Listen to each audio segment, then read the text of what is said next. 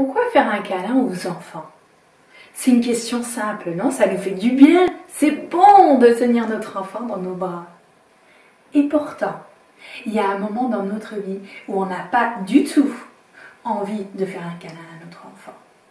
C'est quand on est dans un conflit avec lui. Si vous êtes comme moi, dans le conflit, le câlin, c'est pas ce qui me vient en premier. Et pourtant, dans le conflit, le câlin, c'est notre outil le plus puissant qui existe. Et dans cette vidéo, je vais vous expliquer pourquoi. Je m'appelle Emilia Fulmer-Bourré et je suis coach parental. J'accompagne les mamans qui veulent se sentir en lien avec leurs enfants, en confiance avec eux et qui veulent s'épanouir dans leur vie de maman.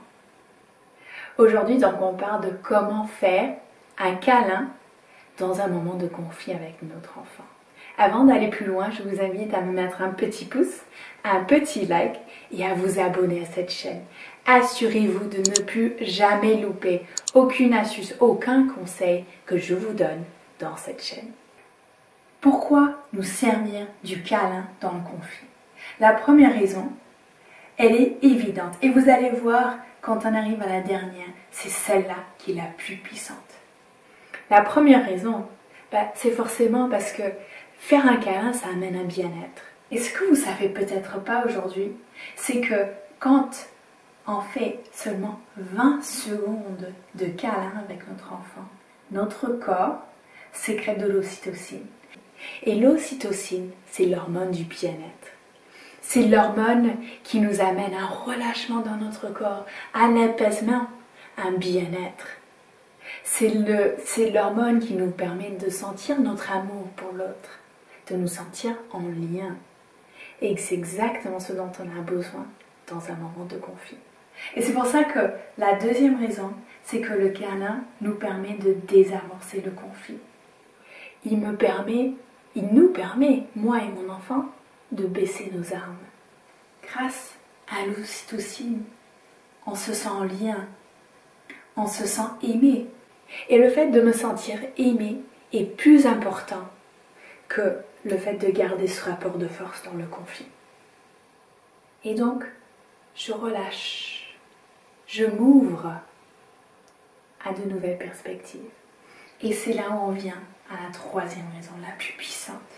C'est que le câlin, au bout du compte, nous permet de résoudre le conflit.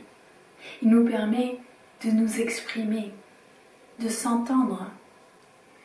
Et donc ensemble, on peut se dire, je voulais pas ça. Toi, tu voulais pas ça non plus. Et donc, en nous exprimant sur ce qui s'est passé, sur ce qu'on voulait pas, nous pouvons ensemble nous mettre en voie pour prendre un chemin commun et de se poser la question, mais comment on voudrait que ça se passe la prochaine fois? Comment on peut faire ensemble pour que ça se passe mieux et pour que ça se passe d'une manière qui est juste pour moi et juste pour mon enfant? Parce qu'on est dans une ambiance de calme, de confiance, dans lequel on prend soin de l'autre. C'est ça qui est puissant dans le câlin, dans un moment de conflit.